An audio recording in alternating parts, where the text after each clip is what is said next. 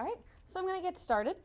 So as I mentioned earlier, I'm Amy Carter, Automation and Software Product Manager here at Gerrie Electric, and I'm going to be covering the ThinManager portion of this demo.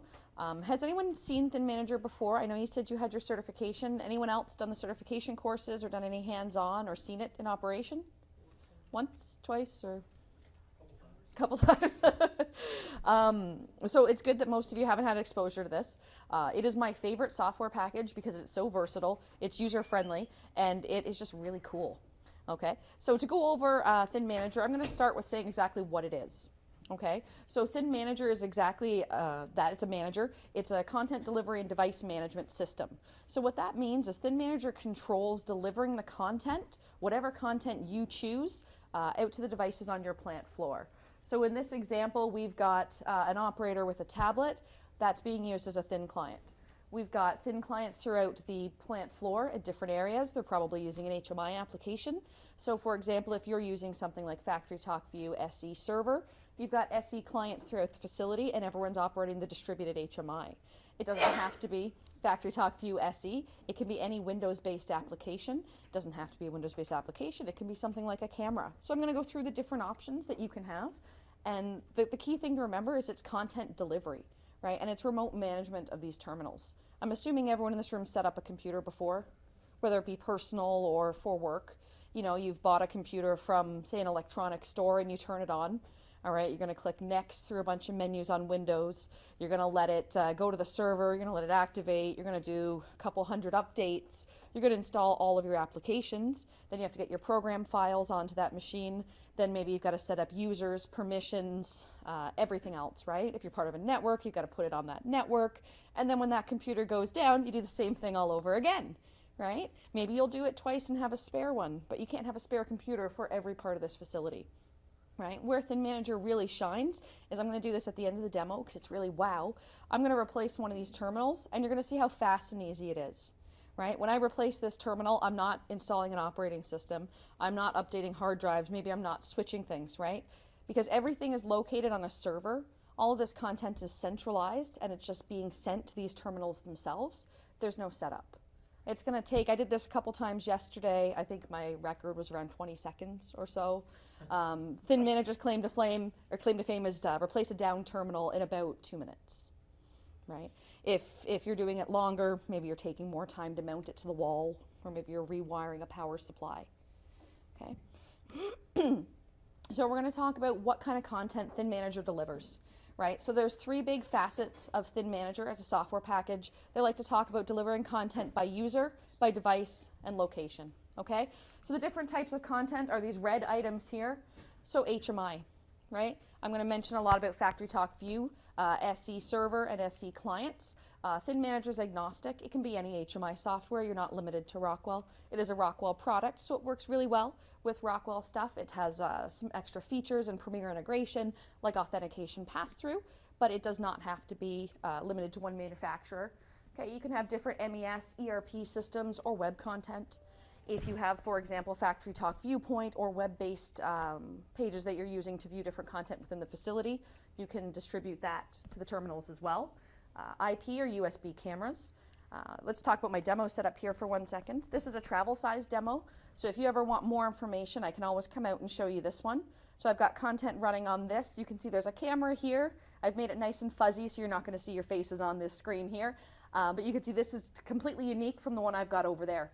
The one I've got over there is linked to a camera in the room behind us. Right? So 2 different servers running different content here in this room. Excuse me. This one is using Rockwell Thin clients, and that one's using some other third-party Thin clients as well. Right? So when you look at Thin clients, I'm going to go over the hardware in a minute.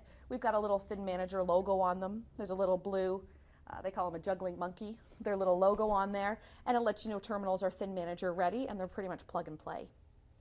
And the other neat thing here is Terminal Shadow and Panel View Plus.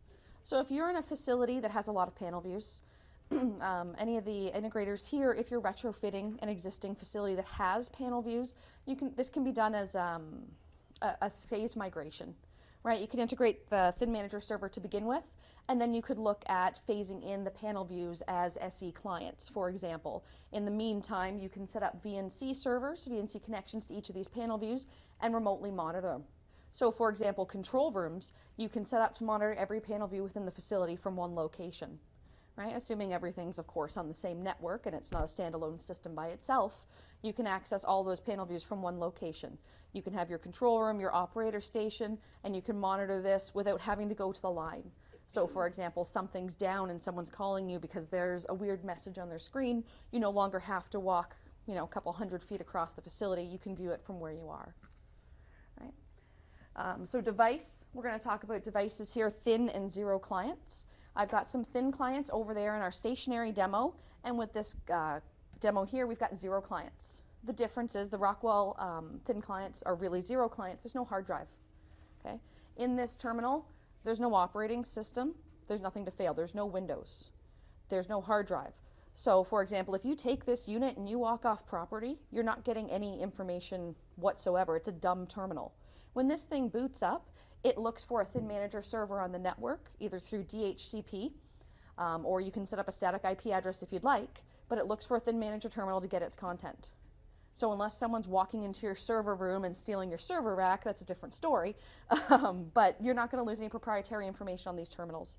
When one of these terminals go down, it's easy to swap them out and replace them. Mobile devices, part of my demo today, I'm going to use an Apple iPad and a Samsung Android tablet, and we're going to be able to get all the content that's on these systems on that tablet. And again, we've just got this set up for demo purposes. All of the content that's listed here is accessible on that tablet. You don't have to buy a mobile version of your software. If your software can be installed on Windows Server, you can access it on that tablet without going through complicated setup and setting up mobile versions of any kind of views, right? And then PCs as well. If, again, this is part of a phased migration, maybe the customer wants to deal with their panel views at a later time, and maybe there's existing computers on the plant floor. Maybe this setup, they're all still computers, and no one wants to pay to replace the computers to begin with. That'll be phase 2 of the migration. You can set up PCs to do something called Pixie Boot. That's set up as booting on LAN. So if you turn on that capability, when the PCs boot up, instead of using the operating system and the hard drive in there, they'll take the information from the network, from ThinManager, and they'll become, you know, thin clients as well. So a customer or yourself, you can use your existing hardware and not have to make that purchase initially. You can do that as part of a phased migration. It's a very flexible software package that way. When we talk about users, you can set up individual user accounts and groups. If you're dealing with a larger facility with a lot of users, you'll see in my demo I've got things set up by administrator, by engineering personnel, by operators, by maintenance. You could set up your own groups, whichever categories you'd like, and assign permissions to each group. You can assign displays to each group. Maybe a maintenance person only wants to access their maintenance work order system on a terminal, right? And you'll see that by logging in to my terminal with different credentials, I get different content, right? And the other thing is you can link this to your Windows directory. So if you have a domain server running on there, you can have it just pull in the user's credentials. You can pass through the Windows credentials. You can pass through the credentials to the HMI application as well. If you notice on my display here, on the HMI that's running, it says TM demo / I think term 1 or term 2. When I log in as an operator, it's going to log in with that operator's credentials. So we've got Owen the operator. When it logs in, it's Owen the operator's credentials. When I log in as Matt from maintenance, the name's going to change to Matt. So if Matt has different credentials set up in the SE server, in your application, they're going to be allowed to access their different content. And the last one is location. So that's really going to use my mobility stuff up here. We can do location in multiple different ways, by QR codes, by Bluetooth beacons, by Wi-Fi access points. So you can have your facility, you can walk around with a tablet, and as you move throughout the facility, you can have different content pushed to that tablet, right? So if you want to look at production within a facility, as you walk around, for example, OEE data from each machine, or if you want to look at just alarms, you can have those things pushed to the tablet as you move around. If you want to make sure that you're accessing content, someone's physically at the machine, so no one's in the parking lot on the tablet, you know, pushing buttons, you could use that Bluetooth beacon to ensure they're there and require them to scan a QR code when they're there as double verification. Right? So this is just an example of how this all comes together. So we've got ThinManager. It's going to be on the server. It comes in different flavors. There's a standalone ThinManager, and we handle redundancy 2 different ways. I'll get into more details later. So you can have ThinManager by itself or redundant. We've got all of our applications up at the top, so our HMI servers, maybe we've got a web server, an ERP system, and we've got panel views on the side and USB. So anything in red is being served as a source of application content to our demo here. And down here, these are all our devices. So everything in green. So we can send that content to PCs, tablets, thin clients, to users themselves, and to a control room. Our stationary demo we've got set up over there has a control room feel. We could throw as many displays as we want there. Right? ThinManager allows for tiles for multiple displays and a lot of other neat configurations.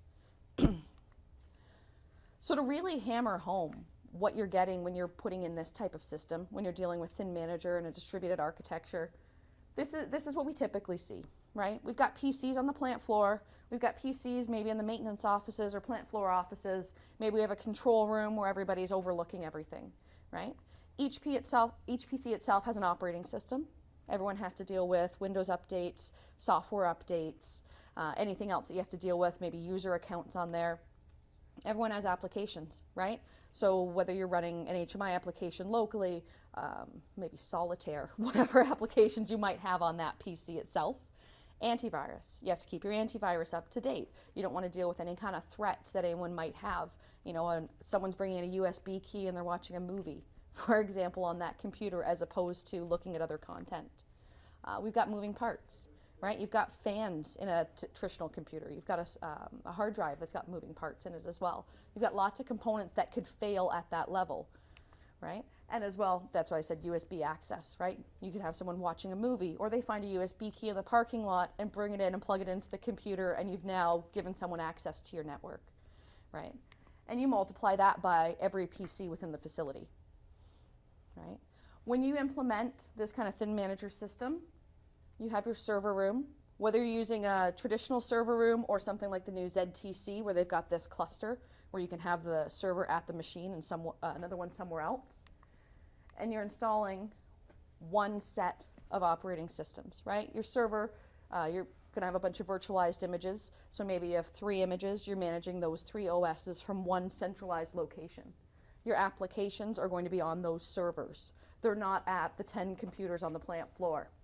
Again, the antivirus, one location. You're not having to go out, for example, when you make a change to your HMI, you're not now walking out to 10 computers to copy a file over and make that change 10 times. Right? And then all of these other devices become thin clients. Right? And as I said, you can use your existing hardware to start off, so you're not doing that big migration all at once. But now any changes you make, you're making them on the server. You're not making changes 10 different times. You're making one change, and ThinManager is delivering that change to every terminal. Right? You're not updating users on 10 different PCs. The traditional plant floor, maybe a bunch of these are individual station clients and maybe they're not networked together. By networking this together, you're saving time. I know I've set up computers before, and I mean, it's gotten a little better these days with wizards, but typically when you look at maybe 5 years ago, what did you spend setting up an industrial computer for someone the first time? 5 to 8 hours? I don't think that's an outrageous number. Realistically more if you're developing an application on that as well, and again, every time you're making a change, right? Because you can set this all from one centralized location, you're not doing 8 different terminals or 10 different terminals at once at 8 hours a terminal. You're doing that initial setup one time and delivering the content to the devices. So what I'm going to do now is I'm going to power down my terminal just so I can show you all the booting process and how this starts up, right? So that TV is off, yeah? Hopefully I turned off the power. I'd be surprised if it was on. So when we power it up, we're going to apply power, and you're going to see the boot process. So what's going to happen is, again, dumb terminal, no IP address, no information. You're going to see a ThinManager blue screen as the firmware is delivered to the terminal. So the terminal is going to ask for an IP address. It's going to get that from the DHCP server, and you're going to see this yellow bar move across. So the content that I'm talking about, the content that I'm talking about going to the terminal itself is what ThinManager refers to as the firmware. So the firmware is going to get sent. You're going to then see the profile be delivered, and then the content's going to be displayed. Okay. There we go. So that's the profile going to the terminal itself. If you look at the text at the bottom of the screen, you'll see there's some modules being sent to that terminal. What's going to happen is the default terminal, this hardware is disabled for anything other than a USB keyboard and mouse access, right? Someone plugs in a USB key with a video, it's not going to get read. It's not going to be accessed at all. There's some configuration profiles that we've added into these demo terminals to allow us to use the USB port for this USB key reader. So if you watch that boot up, it says PC Prox USB on the bottom because it's using that proximity sensor. If you had, for example, a touchscreen monitor as opposed to a standard monitor, you would send a module to the device and say, I've got a touchscreen monitor, allow me to use those drivers in replacement of a mouse. Okay. So everything should be back up? No. So Windows Server 20. Oh, that's loading. Or did the, let me hit. Oh, this is hard to do. I can't see the screen. A little higher. Higher? Left? Higher. Higher? Oh, it's going to come up. So what's going to happen is this is going to come back exactly where it was, right? Because this content's hosted on the server and not the device itself, I haven't lost anything. In the case where a terminal goes down on the plant floor and someone's panicking to replace one of these, they're not losing anything. They're just running blind. They're running blind for the couple of minutes it takes to pop a new one in, and then they're exactly where they were. If they were in the middle of editing something, maybe a recipe, or they were in the middle of their HMI, it's coming back, right? Because it's logged into this server at the exact same moment, right? They're logged in as the same user, it's the same content, right? It's not like you have to begin everything over again. And that's huge, right? I mean, everyone's got their preferences. Everyone operating a machine has their own tweaks, has their own things they like to set up, right? Everyone's got their own preferences of where they like icons and where they like other things, right? Not having to redo that anytime you make a change is huge for just functionality and usability, right? So what I'm going to do now is I get to sit down. Yay! I'm going to hook up to that TV over there.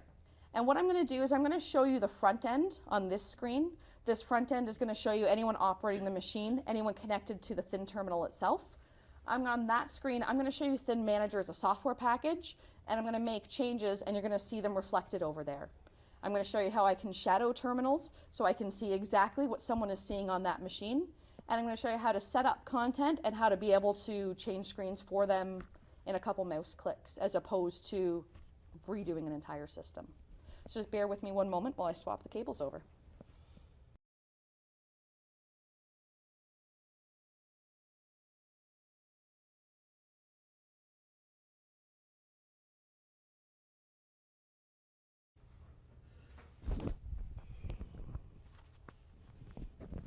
Okay, so can everyone see that for the most part? Again, we're going to have time after the presentation as well. You can come on up and get hands-on. I can let you play with the interface. I'm just trying to give you an introduction to how the ThinManager software itself works. So what I'm using is I'm using VMware Workstation. I have the professional version, which lets me connect to a server and access the virtual images through the console on my computer itself. So what we've got set up in this demo kit, I'm connected through this cable. I've got my IP address through DHCP from that server. So this server here itself is located in the demo kit. On those devices over there, we're connected to our Stratus server in the back. When we're done this seminar as well, if you'd like, we can take you into the back and we can show you what the FT server looks like in person, as opposed to the brochures that you've got with you. So what I'm going to do is I'm going to connect to our remote desktop server. Okay, and that's where you'll be able to see the ThinManager interface.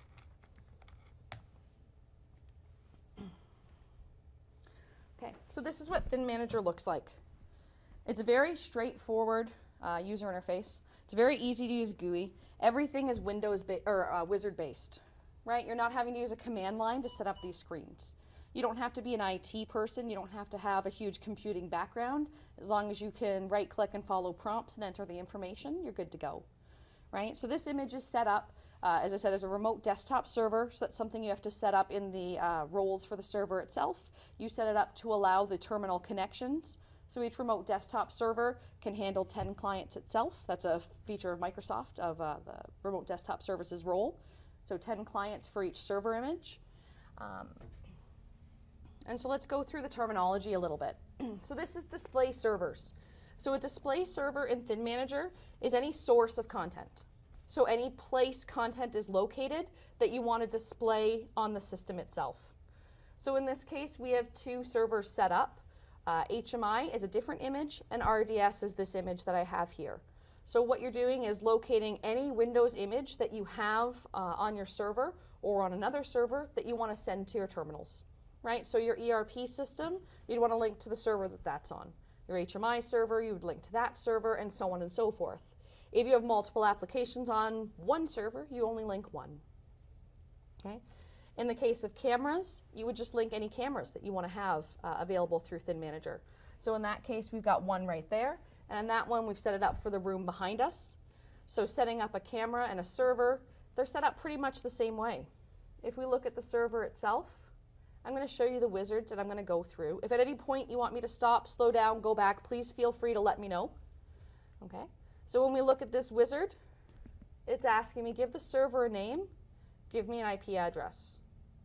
Pretty standard stuff. And then give me a login for that server. If ThinManager doesn't have a login to the server, it can't communicate with it. That's the only thing we've set up for this, right? So now ThinManager has access to all the content on that server based on that username. If I look at my cameras, the same configuration. I've named my camera, I've given an IP address, I've told ThinManager it's an IP camera as opposed to a USB camera. If it was a USB camera, I'd have to tell it which terminal it's plugged into, right, where the USB port itself is located. And I've given it an IP port. So what port do I access on that camera itself? So any camera that you're using, you just need to make sure it has RTSP, real-time streaming protocol, available. You can see from this drop-down, it mentions the different types of streaming protocols that work with ThinManager. This one is an access. In the back room, we've just used a commercially grade one, a commercially available one, so people can see the interoperability. So the one in that room is a TrendNet, just something you would buy from a commercial store. You give ThinManager the IP address, tell it to use RTSP, and then on this screen, credentials. Same thing as the Windows server. Give me a login and a password for that camera. Okay. And finally, a VNC server. So that's what's letting us connect to panel views. In the case of this demo, we don't have real physical panel views right now. So the one that is in the center on the right-hand side there, it's a SuperJuice virtual panel view. It's running Factory Stock View ME runtime. So we're pretending we're virtualizing a panel view, and we set up a VNC connection. So, yep.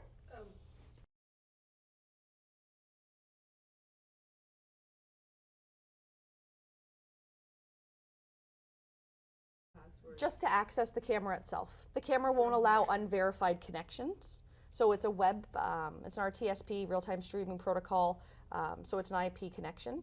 Okay. So it's using TCP, so it's making that secure connection as opposed to something like a UDP connection. Because ThinManager stores the username and password, so when ThinManager wants to send the content to the terminal, it's got to log into the camera to access the feed, and then it sends it out to the terminals itself. Yep. So you set up for the You set it up out of the box. Right, the same as most Ethernet IP devices. You know, you set up your router at home out of the box, you give it a username and password. You set up these IP cameras, it's the same thing. It's just to prevent me from coming in there without knowing your username and password, right? So every camera you get will have an IP address, right, and the username and password. If for some reason, yeah, unless it's USB, then you would know the terminal, right? It's how you would log into it. If I were to type in the IP address of that camera into a web browser, it would ask me the same username and password. Right? It's just your login for that connection because it's using TCP, so that transmission control protocol is a secured connection. Right? So VNC server, to connect to a panel view or something with a VNC capability, it's got the same thing.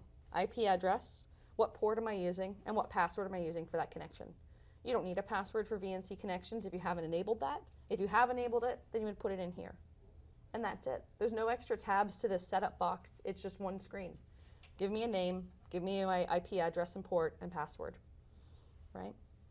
So all of the different screens and configurations I'm going to go through in this demo are all located in 4 places. One is the VNC connection, right? So if you have multiple panel views within the facility that you want to monitor through VNC, you put them all on here. If you have multiple cameras, you're going to put them all on here. Multiple display servers, same thing, put them all on here. And the nice thing about ThinManager, you can throw as many as you want in there. ThinManager is licensed by terminal connections. So the number of terminals you have on the floor. So if you have just 2 terminals and multiple connections, you're not buying a connection for each one of these. You're not buying a license for each VNC connection. You're not buying a license based on how many panel views you want to shadow on your plant floor. You're buying it by how many terminals you have connected to the network. Right? So you can use that however you need to use it in your application. Okay, so everyone's pretty clear on display servers. The purpose of display servers is where I'm getting my content to display. Okay. The next part I'm going to talk about is the terminals themselves. Just to give you an idea of this hardware. So as I said, this is the Rockwell one.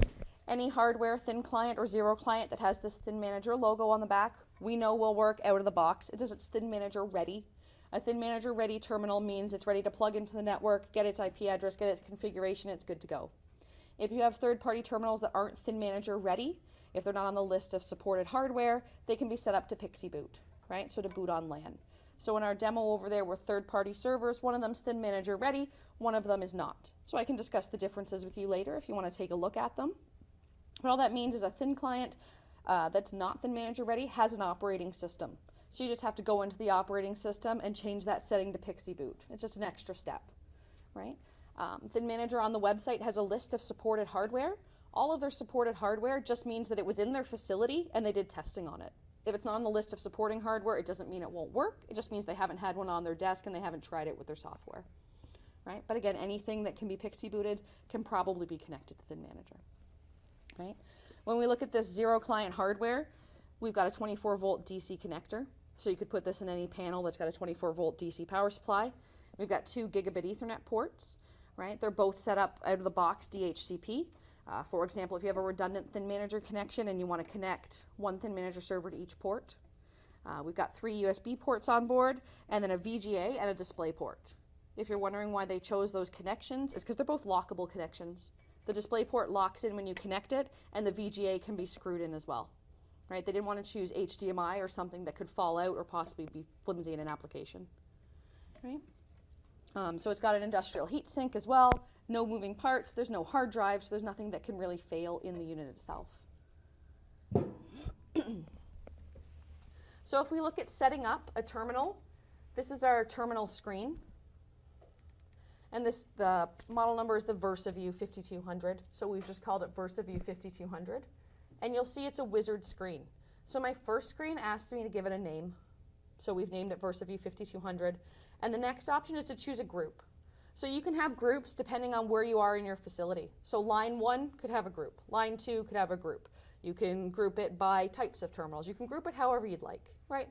The groups are just a way to help you organize it logically in your tree here. They have no effect on the terminals themselves. And the next option is to give it a make and a model number. So if you know the make and model number of the device, you're going to put it here. If not, you can choose generic device that'll work on a Pixie boot, right, if it's not on the list of supported hardware. The thing to note on this as well is down here, it's got a terminal ID.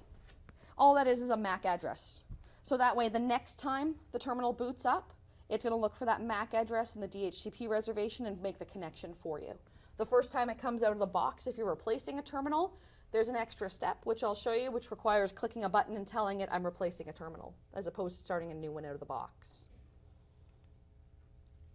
So then we've got a bunch of different options here for my terminals. The first one is allow replacement terminal. If you want to allow anyone within the facility to replace a terminal, check the box. If you only want to replace it yourself, uncheck the box. Right? It's really that easy. You have an option here to set schedules for when terminals are allowed to be replaced. If maybe you want to be involved in everything during the daytime, but at night you want to allow people to do whatever so they're not calling you at 2 a.m., you could set a schedule for that, right? Because sometimes it's wild, wild west at in the late morning hours, right? The other option here at the bottom is about shadowing. So do you want to allow an interactive shadow or view-only shadow or eliminate shadowing? So in the case of panel views that you have out there, or for example, this is the terminal itself, can someone shadow this terminal? Yes or no? Right? So that area of the line, do you want to allow someone to shadow what the operator is doing? Right? Generally, you want to say yes, because you want to be able to monitor what's happening out there on the floor, but you have the option for interactive shadow or not. So if you don't want someone controlling that line remotely, you would say it's not an interactive shadow, but you can view what's happening. So if someone's calling you from farther down the line and says, I'm pressing the green button and it's not working, and then you call the guy and it turns out he's colorblind and he was pushing the blue button or something, you can view what they're doing on that screen and you can help them and assist them, or view an error message yourself without walking to the other side of the facility, right? The key thing for all of this is it's centralized. You're not having to go out to each machine to perform these tasks. Okay. We've got options here, for example, multi-monitor. Do you want to allow multi-monitor on these terminals? Yes or no? One of the terminals we've got set up over there is multi-monitor. It's controlling 2 screens. If you enable multi-monitor, which I'm going to do right here, it's going to ask you how many monitors. Right now, ThinManager supports 6 monitors per terminal. So if you have a terminal with 6 monitor connections, you can put 6 different screens connected to that terminal, and they each have their own unique content. Right? You can choose the resolution individually for those screens, and you can choose the content for those screens. When I have 2 monitors, it's going to say, are they side by side, or are they one on top of the other? At my station over there, I've got the large TV and the center ones. They're on top of each other, so I chose this layout. And my next option is tell me what I'm showing on each screen. Right? If I'm not using multi-monitor, I disable that, and that box disappears. Right? So it's a dynamic wizard. As you're checking and unchecking things, pages disappear from this wizard. Okay? My next option is, am I going to allow content to show on that client when nobody's logged in? So generally, if you've got a machine and you've got an operator terminal, yeah, you have a generic login to let anyone do that. If maybe you're doing something pharmaceutical, or you're doing something where audit logging and audit trails are important, and you don't want default content, you would remove this. And the terminal is going to be blank until someone logs in with their credentials. And then when someone logs in, you would display the content they're allowed to see or the content for that area. That prevents unauthorized use of the content on the terminals itself. Right? And then finally, we've got some visual tweaks we can do. Do we want to allow tiling on here? Do we want to set it up so that someone moves their mouse to the left? We kind of do like a carousel and spin to the next option. If you've got multiple displays on there, you can choose that. You can allow display clients to move back and forth. In this demo here, when I click on different screens, they go into the larger area. So you can allow that if you want to have, for example, cameras within the facility. You have a bunch of smaller thumbnail views, and when you click on the thumbnail, it becomes the focus view. Okay. And then the last one is disable USB key. Disable a main menu, disable tiling, disable all the hotkeys on there as well. Right? So you can set up hotkeys, for example, Control-T to let you tile views, or you can disable that. Right? It's all about functionality and usability, and you've got full control of all of this. All right? So that's a little bit about the hardware and the terminals itself. So let's talk about content, because that's really where this shines. When we look at display clients here, I'm going to start off with the camera, because that's the easy one to look at. So display clients are what's on the screen right now. At this moment, that's the display client.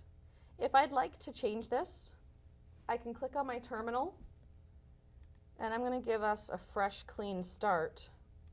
I'm going to remove that multi-view screen we have on there and put a desktop on there. Okay? So what you're going to see on my view there, the little green computer icon for the terminal now has a red exclamation mark. It means what that terminal is showing doesn't reflect the changes I've made in the system. So I'm going to right-click and restart my terminal, and we'll just watch it up there. The terminal screen's gone blue, and you're going to see the content I've just changed show up. If you don't want to turn your neck too much like a tennis match, on this screen I'm going to shadow it, so I'll be able to see what's on that terminal. Right? So when you have a facility with multiple terminals on there, you would select which one you wanted to view, and there's a tab here in ThinManager that shows shadow. Because I've enabled interactive shadowing, and I don't really want to get up and move over to that keyboard and mouse, I can now control the mouse on my computer on that terminal. Right? So I can now click on things and I can interact with them as if I was at that terminal itself. Obviously that's application specific, whether you want to allow those functionalities, right? But if this is the case where someone says they're clicking on something and it doesn't work, if I enable interactive shadowing, I can click on it for them. Maybe their mouse is broken. Yep.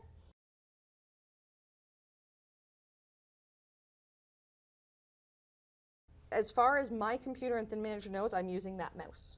Right? I'm using the mouse that's there. But if I, We'd fight. okay. Yeah, you have to communicate with them. Right, okay. Right. Okay. It's like anyone else shadowing a regular computer. Yeah, you could. That would just be a setting. Okay. Right?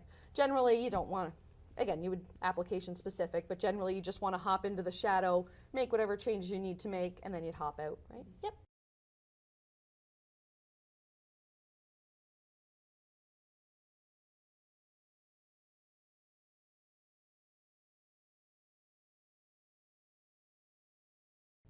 On the terminal itself. On the terminal itself. So what happens is when these terminals boot up, that blue screen, Yeah. if you want to get into the configuration menu, the shortcut is you pulse the spacebar. So you Okay. push the spacebar as many times and as fast as you can to get into the boot menu. And the boot menu is where you have two options, static IP or DHCP. Okay. From an operator standpoint, if they know to pulse the spacebar when they power it up, they could do that.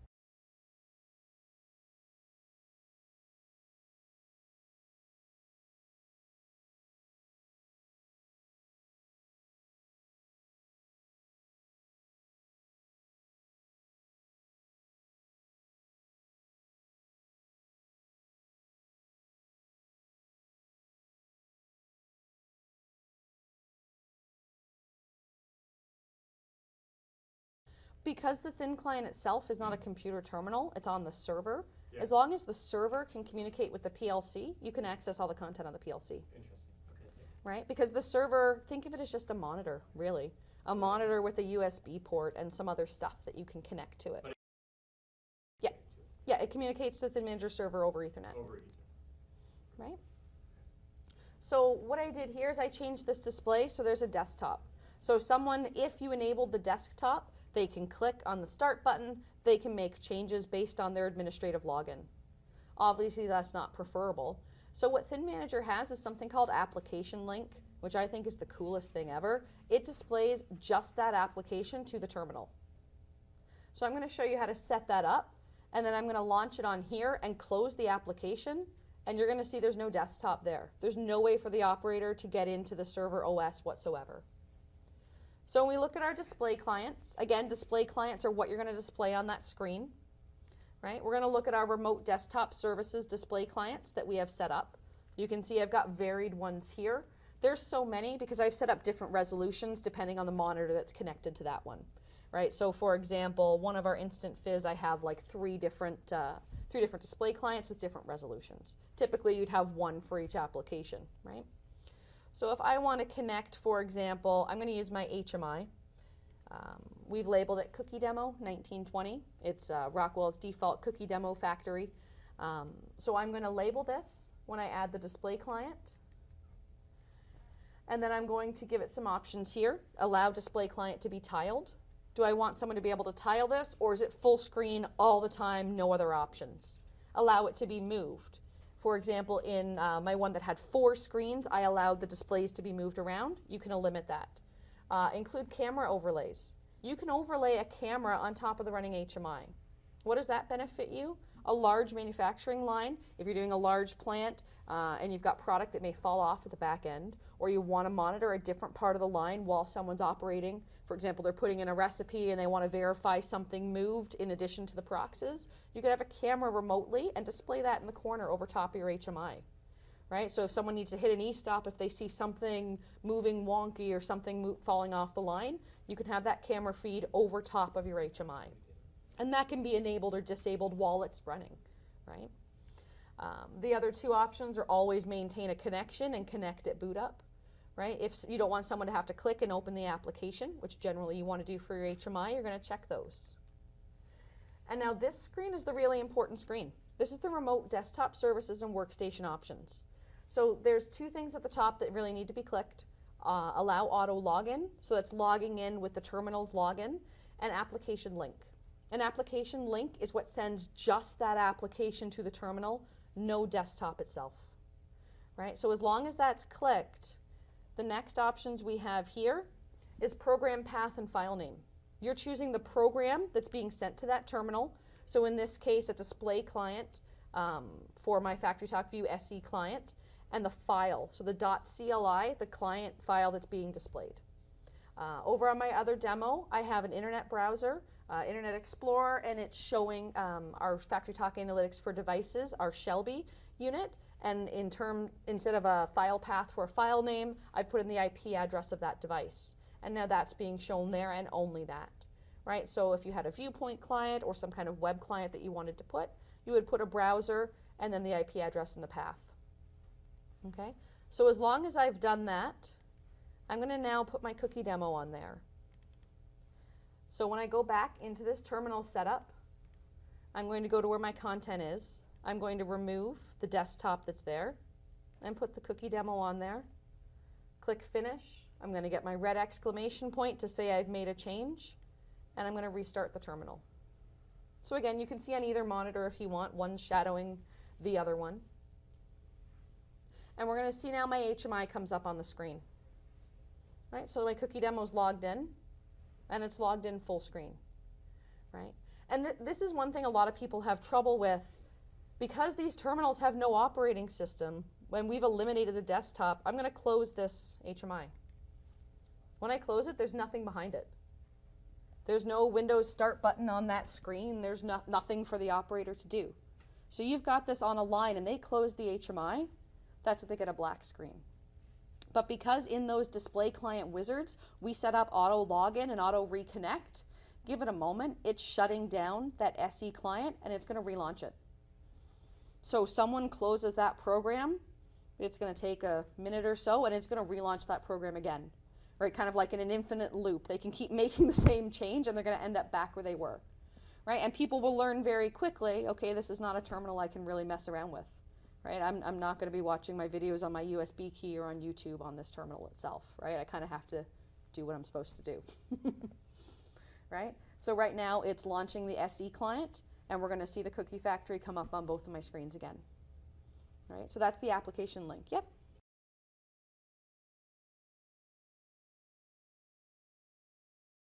The exact same with machine edition.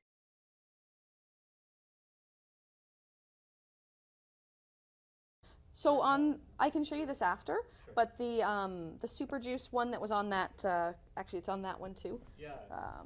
The middle right-hand terminal, Yeah. that's running an ME runtime. Okay. So it's using an ME station runtime license, and you're Right. pointing it to the MER. Right. So if I were to close that, a box comes up and just says But you the. have to run. Okay. So the same as you would with a computer, you're just Right. doing it on the server instead. Okay, that makes Right? sense. And that's how we're accessing it on that display with a VNC connection. Right. Right? The same as a panel view. So you can see my cookie factory is back up. The operator was running blind for the minute and a half it took for it to load back up. They've really accomplished nothing. This terminal just has the content I've given to it. Right? So if you look at the other display clients that I have in my list here, they're all different applications. I've got, for example, Logix. So if you look on our stationary demo, I've got Logix displayed on one of the monitors. All I've done to do this is install Studio 5000 on my remote desktop server, and I've given it the location. So C:\program files, Rockwell software, Studio 5000, and so on for Logix Designer, the path of the executable. And down here, command line options, I've given it the file to open up. So what does that get you? If you create one of these for multiple programs in the line, you're making sure someone can only open Logix Designer and they can only open the file you give them. Right? So when that comes into the mobility and the location services of ThinManager, you're saying when you're at this line, you can only open the program for this line or this area. So you can't be over here and accessing the program from over here.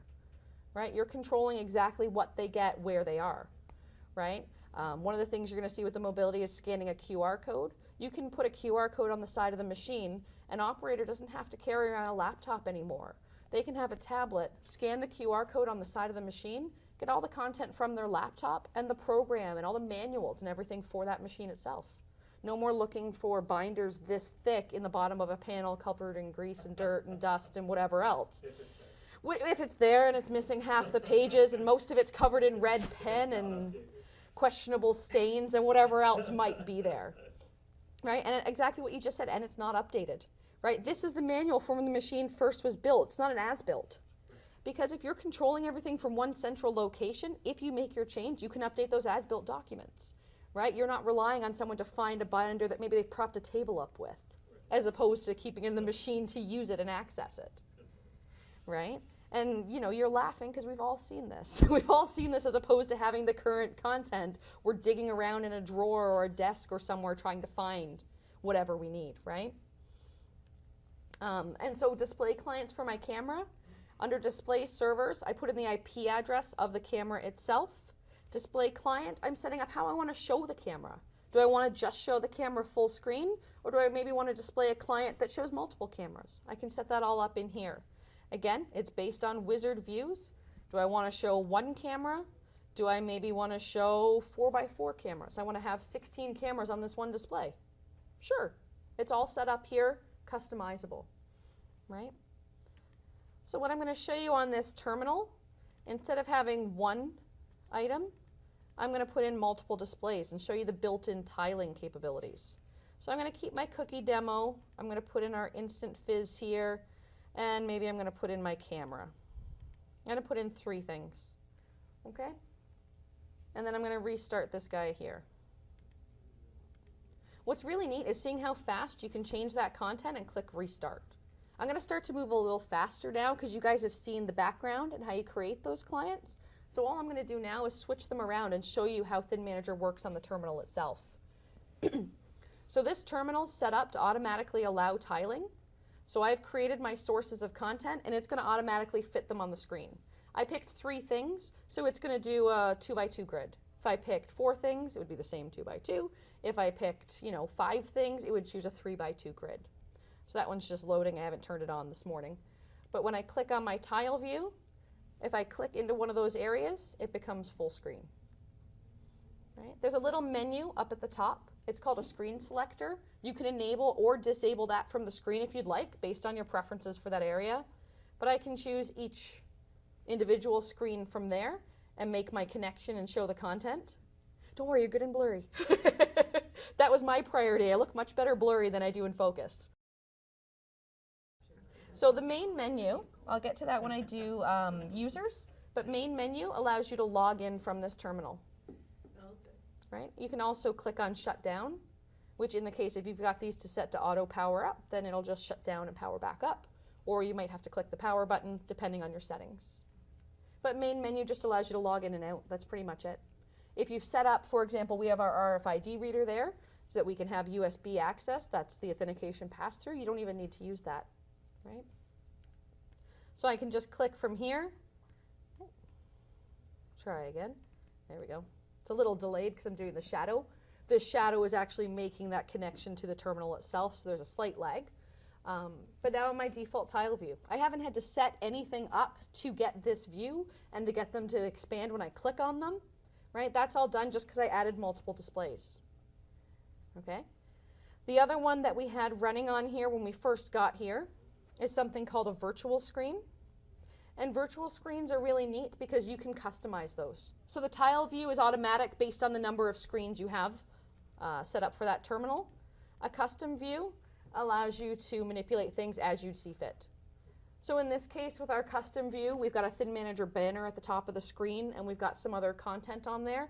You could put your company logo up at the top, right? You can set up that depending on the image or depending on what you want. You can eliminate the main menu from each tile individually. You can eliminate someone from clicking on anything in that tile. You can eliminate having that tile moved, right? All of those checkboxes that existed on the individual displays exist on those displays within that virtual screen. So that virtual screen, I have all of these options. Allow my clients to move around, enable tiling within that virtual screen. So that tiling that showed 4x4 content, I can actually tile within those smaller windows if I want to. So that smaller window could have 4x4 screens in there.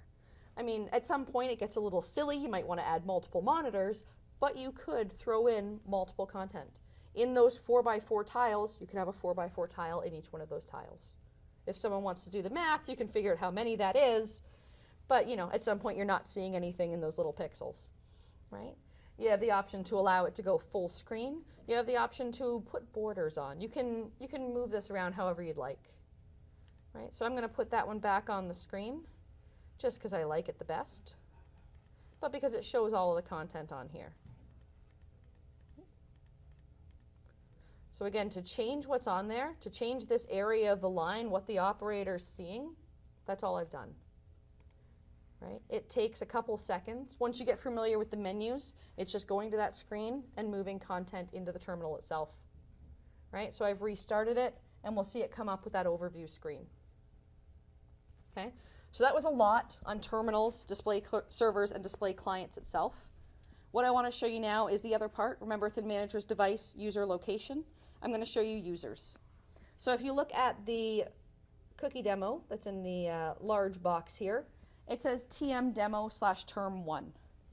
I've got some different cards up here I've set up. One is a maintenance person, one is an administrator, and one is an operator, because I'm allowing everyone to have their own sources of content, right? So for example, this is our Owen the operator. As I scan this in, Owen the operator doesn't have anything special because he's operating the line. I don't want him into my maintenance system. I don't want him into AutoCAD, for example. I don't want him into that content. But I want to hold Owen accountable for all the operations he does on that machine. So if you look here, that little name field that I've got the mouse over, it now says Owen. So if you're doing audit trails, you're doing logins of, audits of anything an operator's doing, you can now see everything Owen's done during his shift. ThinManager allows you to set schedules so people can only log in during their shift if you'd like to restrict that. There's also logs to see when and where operators logged in and out, which terminal, which time.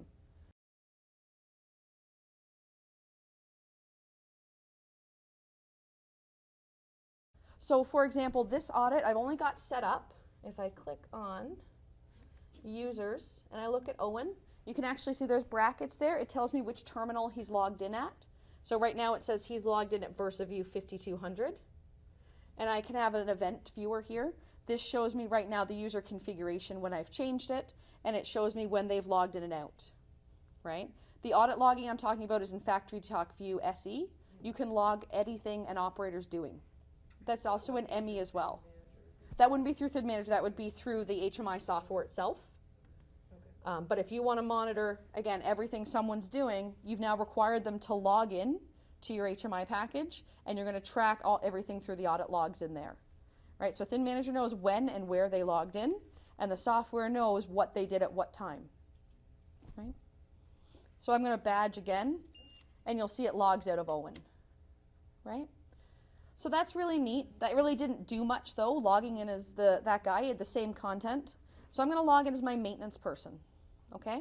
So logging in as my maintenance person is actually going to change my screen. I've said for my maintenance people, we have a maintenance work order system. So for example, your maintenance, you're sitting in the shop and you've got, oh, I've got something I need to do at this line. When you walk over to the line and maybe you've forgotten or maybe you want to see the exact details, when I badge in, I now get my maintenance work order system. I can review the details of what I'm going over there for, and while I'm there and on site, I can put in the details of what I've done.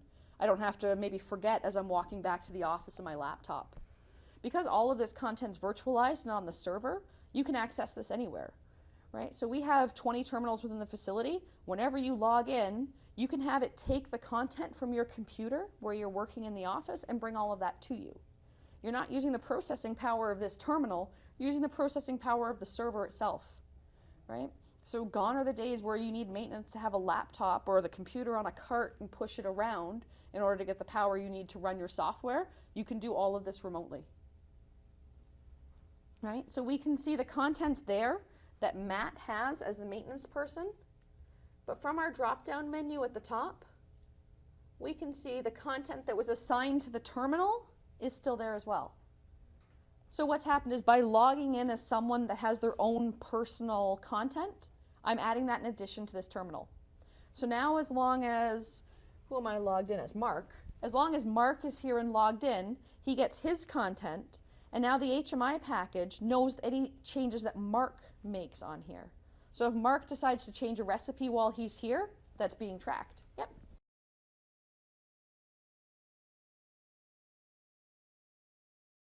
If you allow him access to that, yeah. Right? I'll go through the user setup in a second, and you can see all that customization. Right? Literally almost anything you can think of that you want to do is there. And that's why I love this software so much. ThinManager right now is at version 10. Version 11 is coming out late this year, maybe early next year. and version 11 has some new features as well. I mean, when we talk about mobility, I'm going to use 2 tablets here in this demo. ThinManager also has capability for Microsoft HoloLens. So if you have wearables, you can put screens on your wearables. I know that's not really in use in a lot of industry, but someone may want to do it, right? They're at the forefront of putting this commercial technology in an industrial space, right? Because when you're looking at industrial technology, how many people have an industrial tablet these days? Right? I mean, there's a few out there, but it's a pain. It's easier to go to a commercial store and buy an Android tablet or an Apple tablet, right? Yeah, they're not as durable as something industrial, but they're readily available, right? And everyone, maybe they have their own personal one. I can take my work phone, and as long as I can get on that Wi-Fi access point and I have the ThinManager app, now I need to know the IP address, the credentials for the access point, my login for the server, so there's security there. It's not like anybody can do it. But as long as I have that, my personal phone can access all of this content, right? But again, there's security. You have to have all the credentials and all the steps there. But how many manufacturing places don't have, phones for everyone?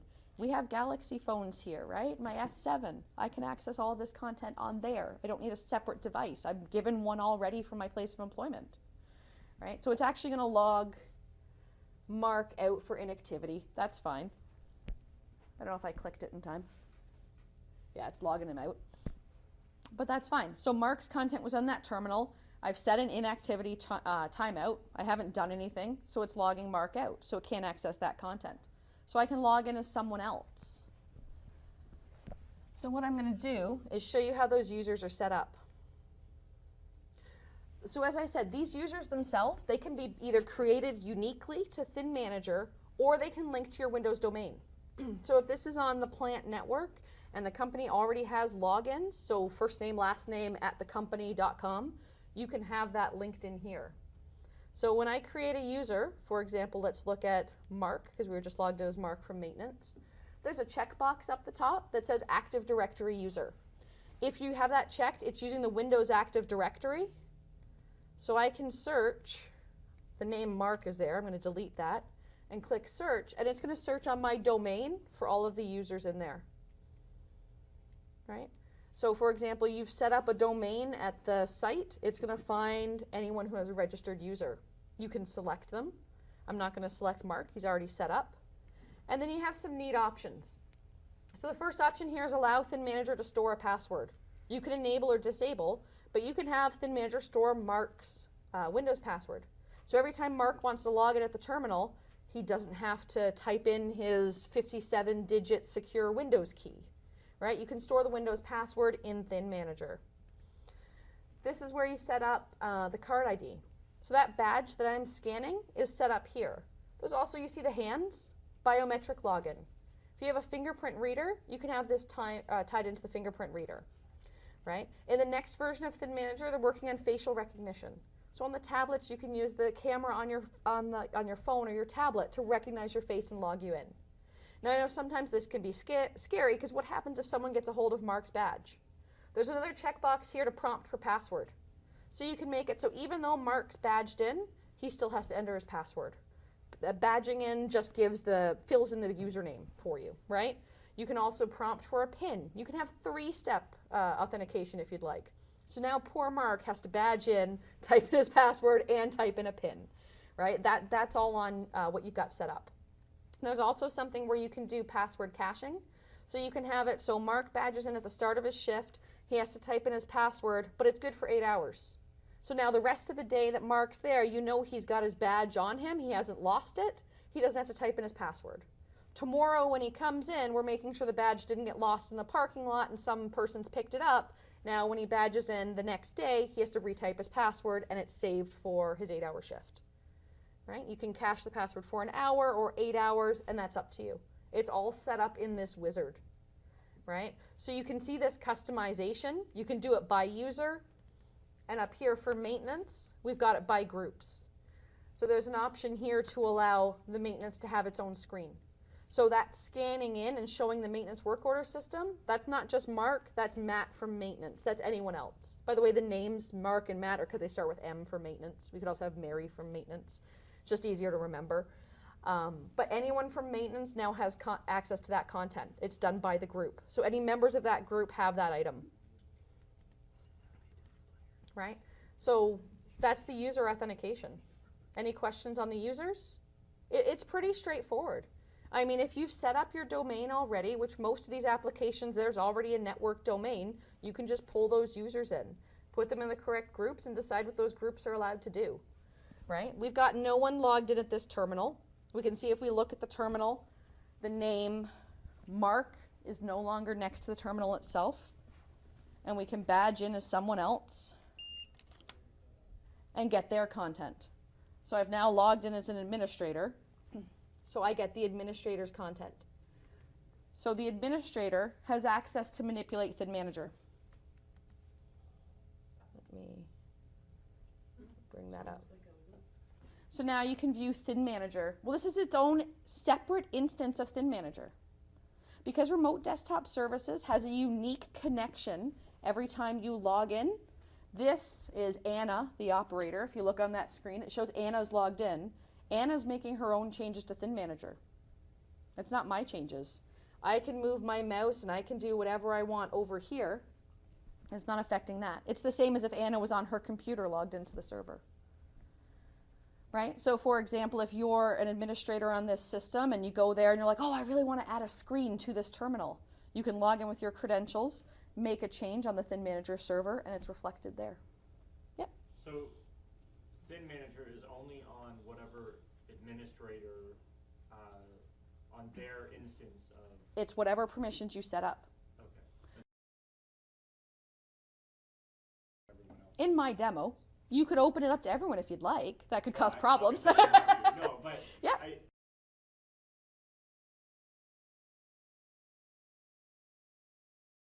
Yep. And you may not want that, right? Because you might say, we want one centralized location. Sure. But in the case you're commissioning a system, you're setting it up from start, you're going to have to make changes all over the place. You don't want to be tied So to your it's desk. convenient to be- It's all about convenience. You don't want to walk back, again, because this is centralized, but it's all networked, right? The whole thing I've been telling you this whole time is you don't have to walk back to the office to your computer. Why are you going to walk back to your office to make changes?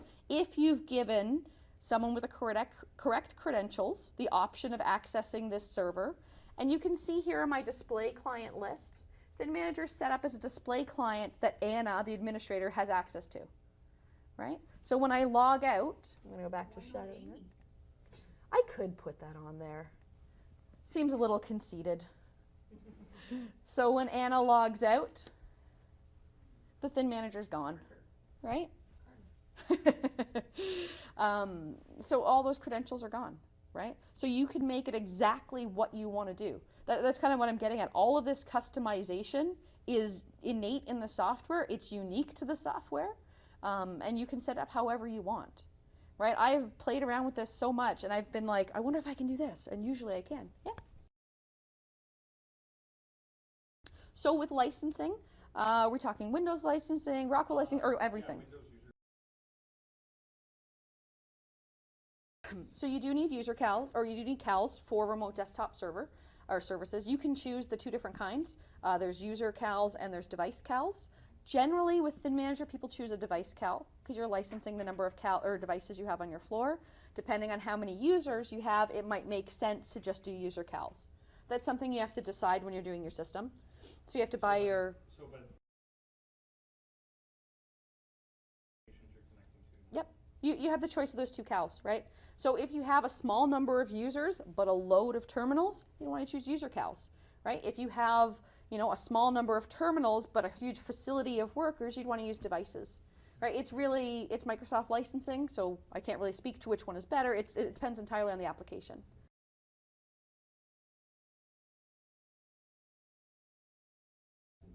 Generally, people choose to buy terminal for ThinManager because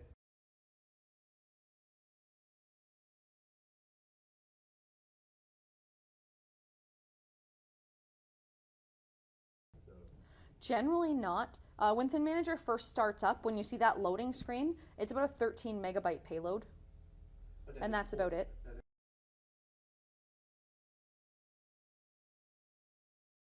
So it's the connection to the server itself, and that's why we say about 10 terminals to the server. for the Microsoft licensing and to make sure you're not overutilizing that server. So if you have 20 terminals, we'd suggest you have 2 remote desktop servers. And network bandwidth, you'd have to look at the network itself. As long as you have gigabit or 10 gigabit connections everywhere, you're fine. If you're using 10 megabit, well, then maybe we'd advise against this and look at upgrading the infrastructure a little bit, right? The only limitation you're going to see is the server, the image limitations, and that's something we can work around by adding an additional remote desktop server for that bigger payload, and then the network itself, right? The connections we've got on this server and this switch and our server over there are gigabit connections. Right? And we're running, again, that one's on an FT server, and we can look at what that's doing as well. And it's depending on your content too, right? But generally, you don't see any kind of degradation, right? I've got a slide that shows sample architectures as well, so that might help visualize it a bit too. Okay, so the last part I'm going to show you. Sorry. Yep. Oh, yeah. So for example, the SE clients that are running on here, they each need their own license, but coming in version 11, which is coming out, as I said, soon, when version 11 comes out, each terminal is going to use an SE client license. So you won't need an SE client for each application running on that terminal, because currently there's 2 SE clients running there, so it's using 2 licenses on that screen. When the next version 11 comes out, each terminal is going to use an SE client license. So I can have multiple clients running on this and use just one activation. Right. Sorry, did you have a question back there too? Okay, sorry. You get talking about something and you forget there was a second part to that. So I'm going to show you the mobility part here. It's going to be a little hard to see because we're spread out. But I encourage you after, when we're done with this, to come up and play with the tablets yourself and actually get some hands-on with it. So I don't know, I'm going to choose the Android tablet because I prefer Android to Apple. I'm sorry for any Apple fans in the audience. So what I've done is I said there's a Wi-Fi access point over there, and I'm running the ThinManager app. So the ThinManager app on Android, it's called ATMC for Android TMC. On iPhone, iPad, it's called iTMC. There's also one for Windows applications as well. So if you don't want a Pixie boot a computer, you still want an OS, you can download the WinTMC app and connect your computer and make it a Thin client as well. Right? So this is connected to that server over there. And you can see I'm monitoring SuperJuice, right? So it's verified that I'm on the network and I'm talking to my server. And I've made a change here. And if you look over there, you'll see that screen's changing as well. As I click on different aspects, this isn't a picture, this is interactive. I'm interacting with an ME runtime that's running over there. That's cool. Right? Again, this is all something you can set up. You can allow it to be interactive shadowed or not interactive shadowed. Right? That's entirely up to you. I've just enabled this because it's really cool to see it moving over there when I click here. Right? The other part I'm going to show you is the QR codes. So as part of our demo, we've got these QR codes here. So at the top of the screen, we've got a couple options. One is to log in. So I'm going to log in first as Mark. I don't know why I don't use Matt. That might be easier to spell. But it's going to ask me to log in with his username and his password. So I'm now connecting as Mark. And do you see what's on here? Right? This is the maintenance work order system that we had over there. Right? Because you're not using the processing capabilities of the tablet, because it's all on the server, you're accessing the content mobile like this. I can swipe between my views. I can, there we go, pinch, and it lets me carousel between my views. And I've got tabs up here as well to view all of my content. So that pull-down menu that it was at the top of the screen, that's up here as tabs. So right now I have the content that was assigned to this tablet. This tablet's only meant to monitor this juice station. But because I've logged in as Mark, Mark's name is up here, I've got Mark's content. Right? I have the option here as well, Scan ID. So I'm going to use my Bluetooth codes here. Okay, so bear with me, I'm going to do it this way so I can actually see the camera.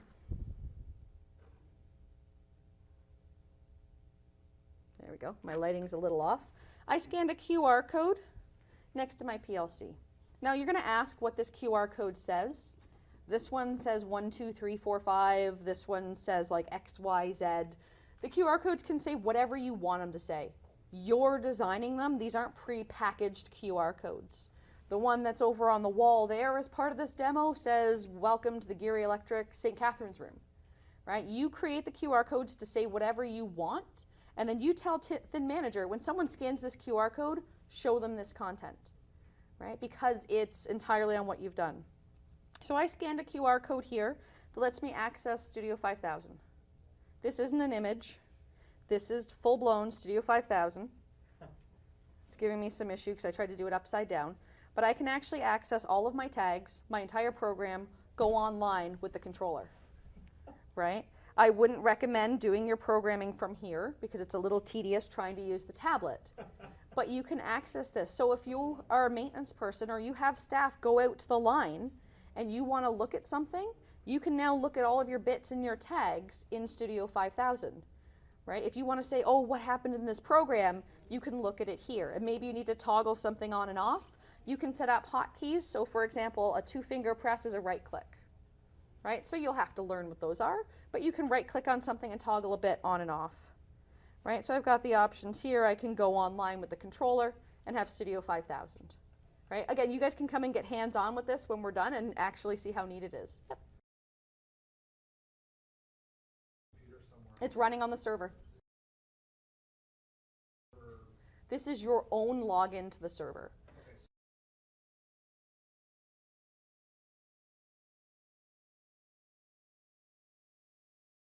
Yep. Again, you do have the option though. It's ThinManager. I could set this up to clone that screen over there and watch what you're doing. I can shadow that terminal, or you can make your own instance.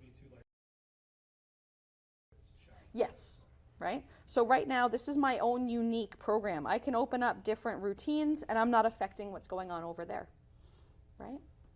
Does someone else have a question? I thought I saw another hand. Yeah?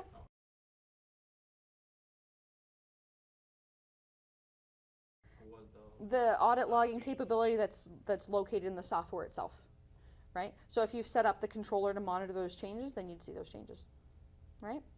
So there's a button here that says leave. I'm gonna click on leave to say I've left the area and I've lost my program. I no longer have my Logix program, right? So what a lot of people like doing is putting this QR code on the panel where the PLC is located, right? And as I mentioned, you can have this login that just came to that one file. So I scan the QR code on the front of the machine. I have just the ACD file for that machine, and I can go online with it. I'm not online with that machine. Yep. All on the server. This, think of it as just an extension of the server. It's just display. That's why I can use Studio 5000. You can't run Studio 5000 on a commercial tablet, right? It doesn't have the horsepower. It doesn't have the registries. It doesn't have a lot of stuff, right? But I can do it on here because I'm utilizing that remote desktop services. Okay. This is the one that I think is really neat. So we've got a picture of a motor here and a QR code for that motor. There we go. So take a look at what logs in. So if this was a QR code on my machine or on that motor, I can now access the HMI for that area. I'm still logged in as Mark. So I've got my maintenance work order system. But now I have a manual. And this isn't a picture. This is a PDF. It's selectable. I can go through different pages. So as I was saying, no more binders in the bottom of the panel. If you put a QR code, you can put one on a motor. You can put one on a drive. You can put one on whatever you want because you're creating those. When I scan that QR code, I now have all the documentation for that motor. I can also access the schematics for that motor. I can access whatever you want. Any image or PDF or, as I said, the CAD file that you would put on that server can be accessed from here, right? Anything that you put in Windows. So that's about it for this portion because I don't want to bore you too much with that. And I'm just going to finish off with a little bit of PowerPoint, which shouldn't be too painful.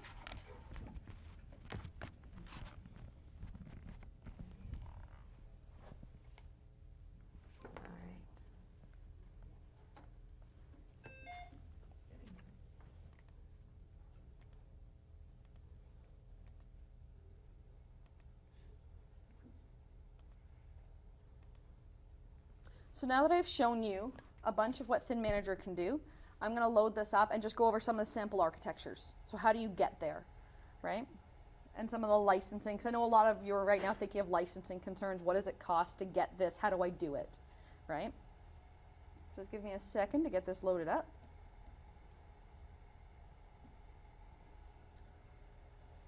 And I really encourage you to play with the tablets when you come up because it is so neat.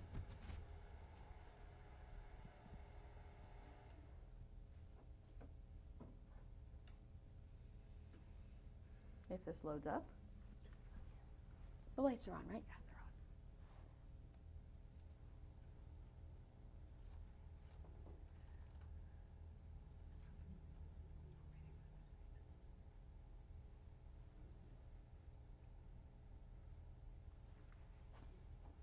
they're on. There we go. It's taking its time. So what I really want to drive home is ThinManager is made for industrial applications, right? Everything I've shown you today, you might be able to find some of it in one software package and some of it in another. There are some that are IT-centric, which have some of these that require a lot of administration, a lot of command line, a lot of extra licensing as well. But this really hits on every part of manufacturing, right? We've got the high availability, because I didn't even show you this, but redundancy. As I said, you can have this on multiple servers. You can have it fail over to redundant HMI servers if redundancy is important to you. You have a redundant HMI server, you add them both as display servers, and you can access both of them at the same time. As I said, touchscreen support, so if you've put in that driver, that module for the terminal, you can have touchscreen monitors. Security and access control, the RFID reader, the camera, right? We can set those up. And as well, simple device replacement. I'm going to do that last because it's really cool. So sample architectures. I have to make you sit around for something, right? There has to be some suspense. Sample architectures. So depending on the size of deployment, how many terminals you need really dictates what hardware you're going to use. So if we're looking at a small, less than 10 terminals, right, where maybe you're using one of those ZTC edges, maybe we're using a smaller server, right, you're going to have your HMI server and your remote desktop server. The remote desktop server is where ThinManager lies and where it sends the content out to the devices. Right? If we're looking at something medium that has 20 terminals, we're going to need more of an infrastructure, and in that infrastructure we'll use our domain controller to control the domain, the permissions, the user accounts, the FactoryTalk directory server to have those permissions, to have that authentication pass through with your FactoryTalk accounts, and maybe you've got a redundant HMI server, but the 2 remote desktop servers to handle all the thin client connections. Right? And if we're looking at larger, if we have, this one just says less than 50 terminals, because FactoryTalk View SE supports up to 50 terminals. That's why that one's limited. You can have more in your system. And that's just an idea of what we're looking at. Each of those servers isn't a separate physical piece of hardware. They're separate virtual servers. Right? All of this is being done virtualized as opposed to different pieces of hardware. So when we look at total cost of ownership, when we look at productivity in terms of ThinManager, you saw me switch content on this display. It was dragging and dropping, clicking a few different buttons, right? It wasn't going out to a machine and setting things up.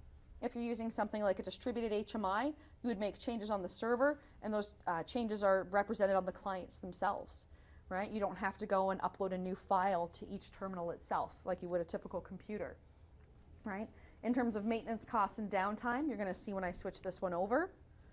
And then when we look at these thin clients and the benefits of not having to manage separate computers, right? As I said, this is a 0 client, so there's no storage built into this, right? There's no hard drive, there's no intellectual property that you need to worry about, right? There's no Windows desktop. You saw me close down an application and there's just a black screen.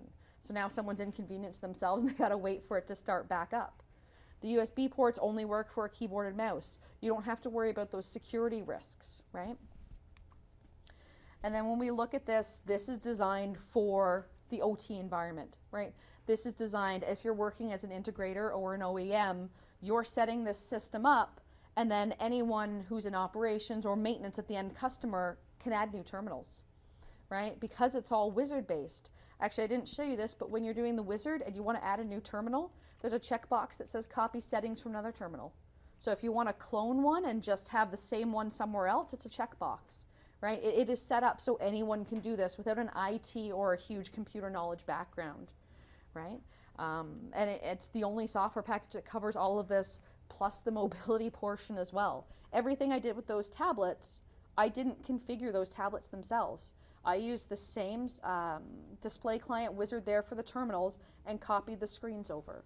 I didn't have to now create new views to be viewed properly on a tablet, and I'm not worried about the resolution on that tablet. Right? And when we look at industries, ThinManager's everywhere. Right? It's not specific to, say, automotive, or it's not specific to one industry at all. They're in every market out there. Right? So when we talk about licensing, because I know that's the big one everyone's concerned about, ThinManager is based on how many terminals you have in your system. So if you have less than 5 terminals, you buy a license for 5 terminals. The licenses are additive. So if you have 5 terminals today, but you might have another 5 later, you can buy 5 and 5. It's the same price as if you were to buy 10. Right? There's no benefit of oversizing your system to save yourself a headache later. You buy exactly what you need. Right? ThinManager is sold with ThinManager Platform Maintenance, and that gives you access to ThinManager dedicated tech support. It's not part of Tech Connect, so you're not calling Rockwell Tech Support, you're calling ThinManager dedicated tech support. So they'll understand what you're calling about. Right?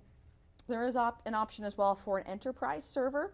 If you're a larger facility, or if you have a customer that's a larger area, you would buy an enterprise license, and it's a site-wide license. So it's that for entire facility, and it's as many clients as you'd want. You don't have to buy additional licenses for additional clients. You buy one site-wide license. Okay? And then the redundancy options.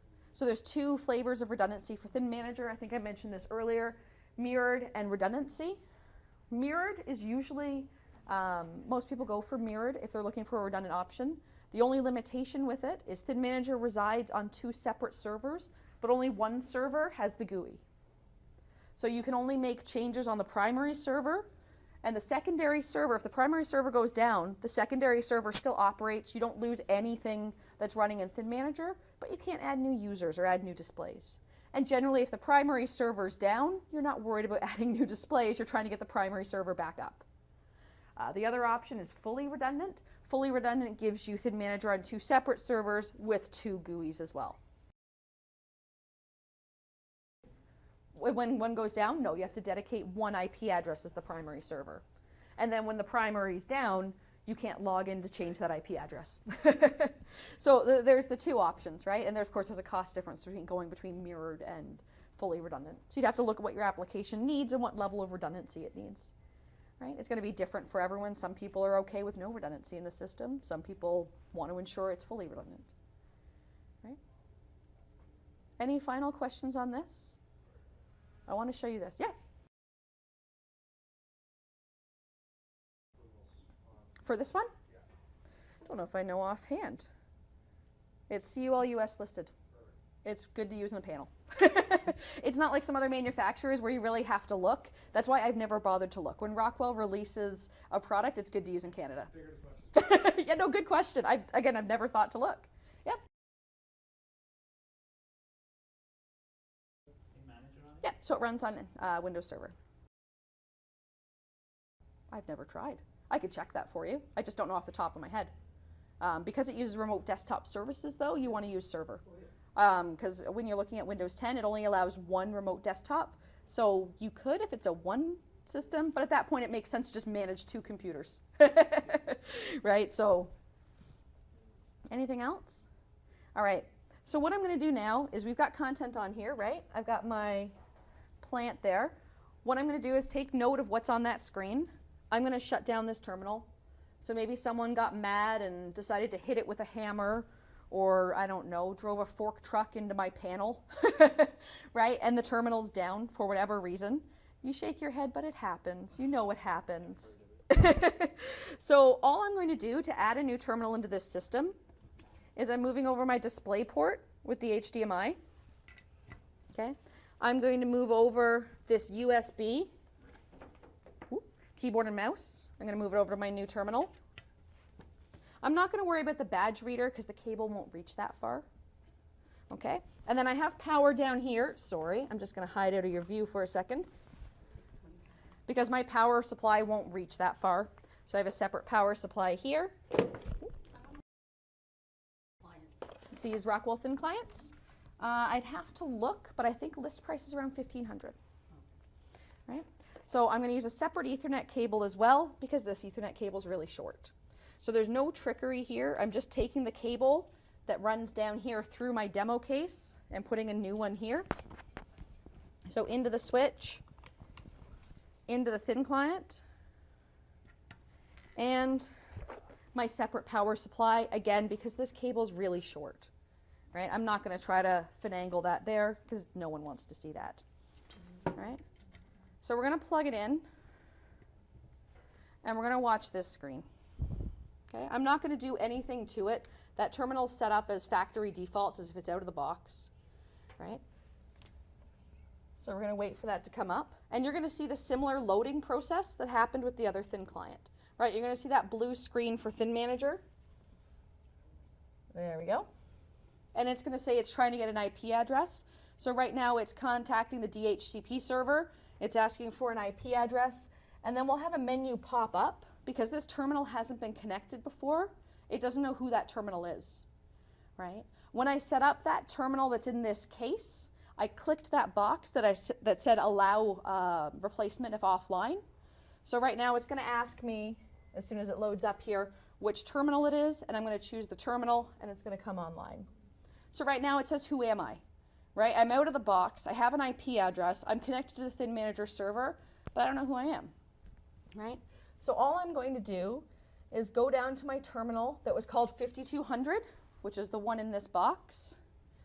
Hit enter and say, okay, that terminal was down, I'm replacing you, and it's going to come up with my content exactly where it was with that demo case, right? Again, I encourage you, as soon as I'm all done, come on up and you can switch them back and forth yourself and see. There's really no trickery to it. It comes out of the box. When you saw those terminal settings, it memorized the MAC ID.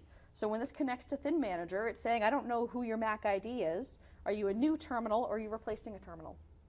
And from that box, if I clicked new terminal, there'd be a pop-up on my ThinManager saying someone's asking for a new terminal, set it up. Yep.